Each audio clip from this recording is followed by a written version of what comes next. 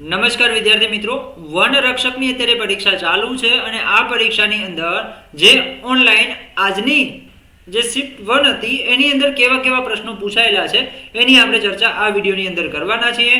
15 ફેબ્રુઆરી 2024 ના ગુરુવારના એટલે કે આજના દિવસે જે પહેલી શિફ્ટની અંદર જે પરીક્ષા યોજાણી ફોરેસ્ટ ગાર્ડની, આ ફોરેસ્ટ ગાર્ડની પરીક્ષાની અંદર કેવા પ્રશ્નો પૂછાણા છે એ પ્રશ્નોની આપણે ચર્ચા કરી રહ્યા છીએ. તો પેપર એનાલિસિસ જે આપણા વિદ્યાર્થી દ્વારા આપણને જે છે એ ફોટો પાડી અને મૂકવામાં આવેલું છે, તો એની અંદર કયા કયા પ્રશ્નો, કેવા પ્રશ્નો પૂછાયેલા છે એની ચર્ચા કરીએ. એ પહેલા જો તમે ચેનલની અંદર નવા છો તો ચેનલને સબસ્ક્રાઇબ અવશ્ય કરી દો અને આપણી યુટ્યુબ ચેનલને જોઈન કરી લો. તે ઉપરાંત વોટ્સઅપ ગ્રુપની લિંક પણ આપેલી છે, વોટ્સઅપ ગ્રુપને પણ જોઈન કરી શકો છો. ઓકે, તો વાત કરીએ ફોરેસ્ટ ગાર્ડનું પેપર એનાલિસિસ શિફ્ટ 1 નું 15 ફેબ્રુઆરી 2024. તો સાહેબ વાત કરીએ તો કંઈક આ પ્રકારના ગુજરાતીના પ્રશ્નો પૂછાણા હતા. બરાબર, જો પાખંડ છે, પાખંડનો સમાનાર્થી શબ્દ પૂછાણો હતો. બરાબર, પાખંડનો સમાનાર્થી શબ્દ પૂછાણો હતો. બરાબર છે, પાખંડ. પછી અહંકારીનો વિરોધાર્થી શબ્દ પૂછાણો હતો. પછી વાસણનો સમાનાર્થી પૂછાણો હતો. અલ્પનો વિરોધાર્થી પૂછાણો હતો. બરાબર, કલ્પી ન શકાય તેવું, બરાબર, એનો એક શબ્દ સમૂહ માટે એક શબ્દ જણાવવાનો હતો. પછી જળ છે, જળનો વિરોધાર્થી શબ્દ પૂછાણો હતો. બરાબર, તો આવા જે છે એ આ શું છે, રોતા હરણાની આંખ લહોવી, બરાબર, એ અલંકાર ઓળખાવો એવો પ્રશ્ન પૂછાણો હતો. પૃથ્વી પર ફરનાર શબ્દ સમૂહ પૂછાણો હતો. બરાબર, તો અને જોડણીના બે પ્રશ્નો હતા. બરાબર, દેવની વિરુદ્ધાર્થી શબ્દ પૂછાણો હતો. એટલે જોવા જઈએ તો 1, 2 અને 3 જેવા વિરોધાર્થી શબ્દો પૂછાણા હતા.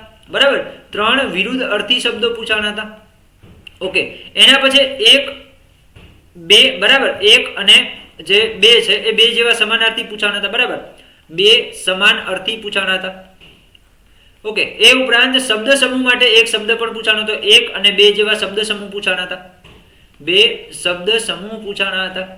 ઓકે, અને એ ઉપરાંત અલંકારનો એક પ્રશ્ન હતો. બરાબર, સંધિના 2 પ્રશ્ન હતા. ઓકે, તો આ ગુજરાતી વ્યાકરણની અંદર કંઈક આ પ્રકારના પ્રશ્નો પૂછાણા હતા. 3 ને 2 5 ને 2 7 અને 3 10 જેવા પ્રશ્નો જે છે ગુજરાતીના આ પ્રમાણે પૂછાયેલા હતા. ઓકે, એનાથી આગળ વાત કરીએ તો જો જીકે ની અંદર એક તો જીઆઈ ટેગ ને લગતો પ્રશ્ન હતો. બરાબર, કચ્છી સાલને લગતો. ફળ પકાવવા માટે કયો અંતઃસ્ત્રાવ જરૂરી છે એ પ્રશ્ન પૂછાયેલો. રાજ્ય નાણાં આયોગની રચના, બરાબર, એનું વર્ષ પૂછાણું હતું. મહાગુજરાત આંદોલન વિશે પૂછાણું હતું. મૂળભૂત અધિકાર જે બંધારણનો ટોપિક છે એના વિશે પૂછાણું હતું. એટર્ની જનરલ વિશે એક પ્રશ્ન હતો. વાતાવરણના સ્તર વિશે પ્રશ્ન પૂછાણો હતો એરક્રાફ્ટ માટે.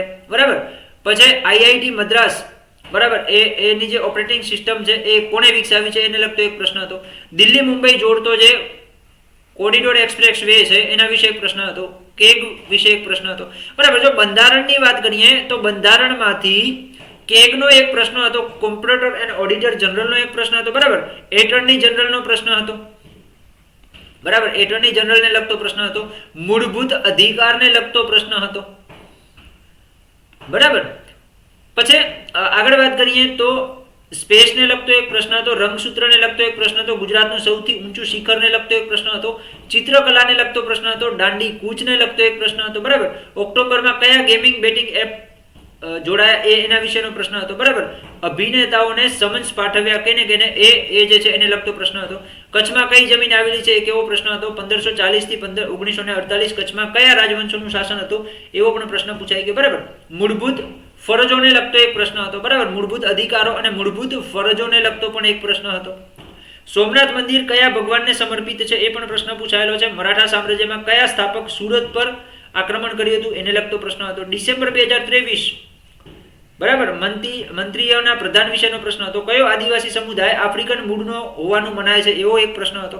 બરાબર, તો જીકે ની અંદર કંઈક આ પ્રકારના પ્રશ્નો હતા. અને એ ઉપરાંત આગળ વાત કરીએ એન્વાયરમેન્ટને લગતા તો જે કચરાને લગતો, એસિડ વર્ષાને લગતો પ્રશ્ન હતો. કયા જંગલમાં વાઘ જોવા મળતો નથી એવો પ્રશ્ન પણ પૂછાયેલો છે. જમીન સંરક્ષણને લગતો પ્રશ્ન હતો. ગીરમાં પ્રખ્યાત વન્ય જીવ કયો હતો કે સિંહ. બરાબર, એ પ્રશ્ન હતો. ગુજરાત વન્યજીવ બોર્ડ જે છે એના 2 પ્રશ્નો હતા એને લગતા. ઔષધિ ત્રિફળા માટે ઉપયોગી, બરાબર, એનું વૈજ્ઞાનિક નામ જે છે એ ઓપ્શનમાં હતું એને લગતો એક પ્રશ્ન હતો. ગ્રીન હાઉસ વાયુના 2 પ્રશ્ન હતા. ગુજરાતમાં ચિત્તા માટે જાણીતું સ્થળ કયું છે એને લગતો એક પ્રશ્ન હતો. બરાબર, ગુજરાતના જંગલો વિશેનો એક પ્રશ્ન હતો. ધ્વનિ પ્રદૂષણને લગતો એક પ્રશ્ન હતો. એનજીટી ની અધ્યક્ષતાની મુદત, જો એનજીટી દરેક વખતે પૂછાય છે એનજીટી જે છે એ દરેક વખતે પૂછાય છે, બરાબર. ગેંડા ક્યાં જોવા મળે છે એવો પ્રશ્ન હતો. વાયુ પ્રદૂષણને લગતો એક પ્રશ્ન હતો. રાષ્ટ્રીય કૃષિ આયોગને લગતો એક પ્રશ્ન હતો, બરાબર. ભારતમાં વન વ્યવસ્થા વિભાગ સ્થાપનાની ક્યારે થઈ એને લગતો એક પ્રશ્ન હતો. વાઘની સૌથી વધુ વસ્તી ને લગતો એક પ્રશ્ન હતો, બરાબર. કચ્છના રણનું તાપમાનને લગતો પ્રશ્ન હતો. કયા જંગલના વૃક્ષો પાંદડા ખેરવે છે એવો એક પ્રશ્ન હતો. ગ્લોબલ વોર્મિંગને લગતો પ્રશ્ન હતો. હોસ્પિટલના કચરાને લગતો પ્રશ્ન હતો. પર્યાવરણ સંસ્થા કઈ નથી એવો એક પ્રશ્ન હતો, જેમાં WHO, UNEP, FAO અને જે બીજી સંસ્થા છે એનો અહીંયા કને વિકલ્પમાં સમાવેશ કરવામાં આવ્યો હતો. ટકાઉ વિકાસ લક્ષ્યાંક કેટલા ટકા એને લગતો પ્રશ્ન હતો. ડીપનું પૂર્ણ નામ પૂછેલું હતું. ચિપકો આંદોલન છે, નાઇટ્રોજન ચક્ર છે, કાર્બન ચક્ર છે એને લગતા પ્રશ્નો હતા, બરાબર. અભયારણ્યને લગતો પ્રશ્ન હતો. કેટલા ટકા જે છે એ બાયોસ્ફિયર NPT અભયારણ્ય જે છે એને લગતો એક પ્રશ્ન હતો. ઓકે, તે ઉપરાંત ગણિતની વાત કરીએ તો જે છે ચાર્ટ હતો ટકાવારીનો, બરાબર. ઘડિયાળને લગતો પ્રશ્ન હતો. ઊંચાઈ પ્રમાણે ક્રમ ગોઠવવાનો પ્રશ્ન હતો. ટકાવારીના 2 પ્રશ્નો હતા, બરાબર. દિશાને લગતો એક પ્રશ્ન હતો, બરાબર. શ્રેણીને લગતા 2 પ્રશ્નો હતા. સામાન્ય લોજિક, બરાબર. પાકિસ્તાન તો ઇસ્લામાબાદ તો ઓસ્ટ્રેલિયા તો શું થશે એની રાજધાની, બરાબર, એવો એક પ્રશ્ન હતો. વ્યાજને લગતા 2 પ્રશ્નો હતા. એમાં એક ચક્રવૃત્તિ વ્યાજનો પ્રશ્ન હતો, બરાબર.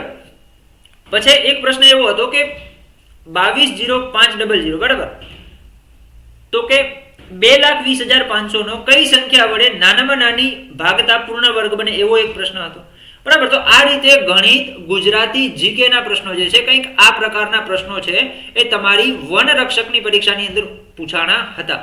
તો જે હવે પરીક્ષા દેવા જનારા છે એ લોકોને આ જે પ્રશ્નો છે એ ઉપયોગી થશે, એટલે અવશ્ય એમના સુધી શેર કરો. અને આપણી જે વોટ્સઅપ ગ્રુપ છે એની લિંક તમને ડિસ્ક્રિપ્શન બોક્સની અંદર આપેલી છે, ત્યાં જઈ અને તમે આપણું વોટ્સઅપ ગ્રુપ છે એને જોઈન કરી શકો છો. તો આવી જ નવી માહિતી માટે આપણું વોટ્સઅપ ગ્રુપ અવશ્ય જોઈન કરો અને આપણી જે યુટ્યુબ ચેનલ છે એને પણ સબસ્ક્રાઇબ કરવાનું ભૂલતા નહીં. મળીએ નવી માહિતી સાથે, ત્યાં સુધી જય હિન્દ, જય ભારત.